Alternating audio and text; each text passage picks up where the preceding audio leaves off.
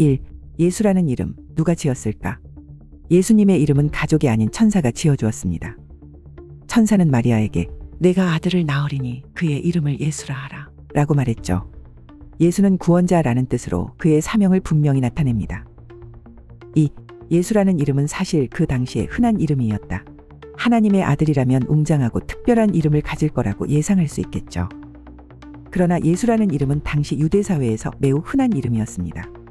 이는 예수님이 평범한 사람들과 같은 모습으로 이 땅에 오셨음을 보여줍니다. 3. 마리아는 결혼하지 않은 처녀였다. 마리아는 이사야서에 예언된 메시아의 탄생 조건대로 동정녀로서 아들을 낳았고 이는 예수님의 신성을 드러낸 사건입니다. 4. 예수님은 빵집에서 태어나셨다. 예수님은 베들레헴에서 태어났습니다. 흥미롭게도 베들레헴은 히브리어로 빵의 집이라는 뜻입니다. 이는 예수님이 생명의 빵으로 이 땅에 오셨다는 그의 사역과 완벽히 맞아떨어집니다. 5. 예수님의 족보에 창녀와 죄인들이 있었다. 예수님의 족보를 살펴보면 예상치 못한 이름들이 등장합니다.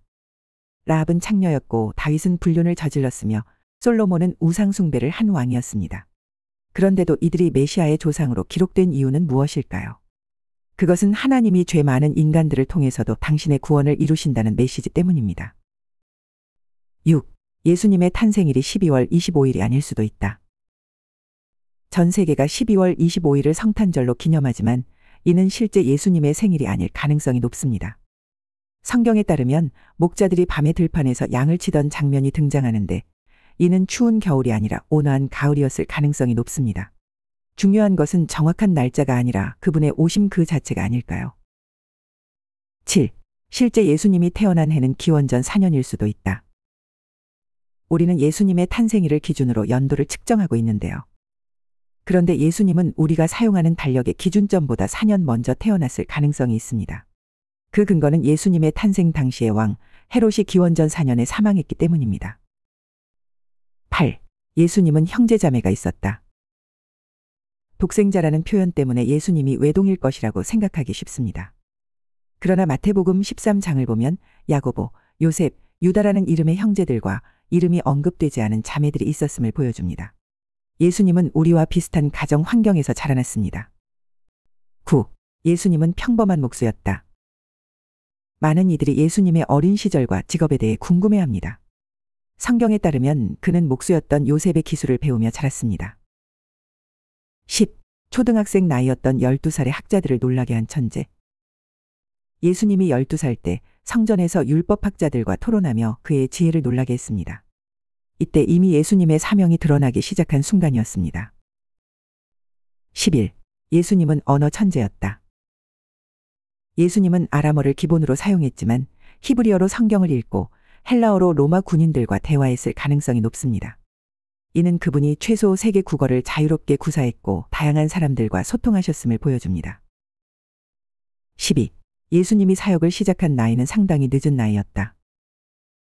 예수님은 30살이 되어야 공생애를 시작하셨습니다. 이는 유대 전통에서 제사장 직분을 수행하기 위해 필요한 최소 연령과 일치합니다. 13. 예수님의 첫 번째 기적은 바로 술자리에서. 예수님의 첫 번째 기적은 물을 포도주로 바꾼 일이었습니다.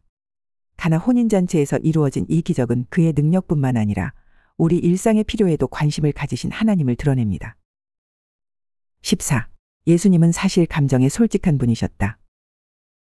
예수님은 분노하시기도 하고 눈물을 흘리시기도 하셨으며 자비와 연민을 자주 드러내셨습니다. 이는 그가 단순한 신적 존재가 아니라 우리의 고통을 이해하시는 분임을 나타냅니다. 15. 누구나 이해하기 쉬운 비유법을 좋아하셨다. 예수님은 자주 비유를 통해 가르치셨습니다.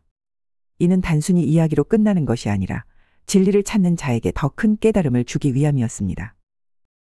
16. 40일 금식 과정에서 겪은 시험과 위기. 예수님은 광야에서 40일간 금식하며 사탄의 시험을 받으셨습니다. 사탄은 예수님께 돌을 떡으로 바꾸라고 유혹했지만 예수님은 사람이 떡으로만 살 것이 아니요 하나님의 입으로 나오는 모든 말씀으로 살 것이라 라는 말씀으로 응수하셨습니다. 17. 예수님은 극도의 스트레스로 피 같은 땀을 흘렸다. 겟세마네 동산에서 기도하시던 예수님은 극심한 고통과 스트레스로 인해 땀이 피처럼 변하는 현상을 경험하셨습니다. 이는 그의 인간적인 두려움과 동시에 하나님의 뜻에 순종하려는 결단을 나타냅니다. 18. 은 30냥의 최측근으로부터 배신당했다.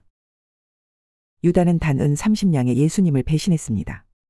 하지만 이는 구약의 예언을 성취한 사건으로 인간의 탐욕과 배신 속에서도 하나님의 계획이 이루어졌음을 보여줍니다. 19. 예수님은 죽음 후 부자들이 묻히는 무덤에 묻히셨다. 예수님은 아리마대 요셉이라는 부자의 무덤에 묻히셨습니다. 이는 그의 무덤이 악인들과 함께 있었으나 부자의 무덤에 장사되었다. 라는 이사야서의 예언을 성취한 사건입니다. 20. 무덤은 삼중으로 엄격하게 보호되고 있었다. 예수님의 무덤은 커다란 돌, 로마의 봉인 그리고 경비병들로 삼중 보호를 받고 있었습니다. 이는 일부 사람들이 의심하는 것처럼 예수님의 시신이 도난당한 것이 아니라는 점을 확실히 보여줍니다. 21. 예수님의 부활은 영적인 부활이 아니었다. 부활하신 예수님은 제자들에게 손과 발을 보여주시며 자신이 영이 아니라 육체임을 증명하셨습니다. 또한 그들과 음식을 나누며 확실히 부활했다는 점을 드러내셨습니다. 22. 일부러 무덤에 옷을 남겨두고 가셨다. 예수님이 부활하시고 무덤에 옷을 남겨두셨다는 기록은 시신 도난설을 반박하는 증거로 남아 있습니다. 23. 예수님의 마지막 명령은 이것이었다. 모든 민족을 제자로 삼으라. 예수님은 승천하시기 전 제자들에게 가서 모든 족속을 제자로 삼으라 라는 대사명을 주셨습니다. 이는 그의 복음이 온 세상을 향한 것임을 상징합니다. 24. 예수님은 지금도 우리와 함께 하신다. 볼지어다. 내가 세상 끝날 때까지 너희와 항상 함께 있으리라. 라는 예수님의 약속은 오늘날에도 여전히 유효합니다. 위 24개의 사실 중 몇 개를 알고 계셨나요? 10개 이상을 알고 있거나 들어봤다면 당신은 신앙은 이미 충분히 깊다고 볼 수 있습니다. 물론 위 사실들 중에는 성경을 통해 알 수 있는 사실도 있고 그렇지 않는 사실들도 있기 때문에 모르는 내용이 많다고 해도 문제가 되지 않습니다. 예수님에 대한 사실들은 단순히 새로운 정보를 나열하는 것이 아니라 우리가 그분의 삶과 사역을 더 깊이 이해하고자 하는 데 초점이 맞춰져 있습니다. 그분은 우리의 일상 속에서 함께 하시며 우리의 연약함과 아픔을 아시는 구원자입니다. 특히 예수님이 평범한 이름과 가문 그리고 삶의 방식으로 이 땅에 오셨다는 사실은 많은 것을 시사합니다. 그는 고귀한 자들만이 아닌 평범하고 연약한 자들을 위해 오셨습니다. 이는 그분의 메시지가 누구에게나 열려 있음을 보여줍니다. 더 나아가 그의 족보 속 죄인들의 이야기는 하나님께서 어떤 삶이라도 새롭게 하실 수 있다는 희망을 제공합니다. 예수님에 대한 진실을 아는 것은 단순한 지식을 넘어 우리의 삶을 변화시키는 시작점이 될 수 있습니다. 이제 그분의 삶과 사랑을 더 깊이 경험해 보는 것은 어떨까요? 예수님은 오늘도 우리를 초대하고 계십니다.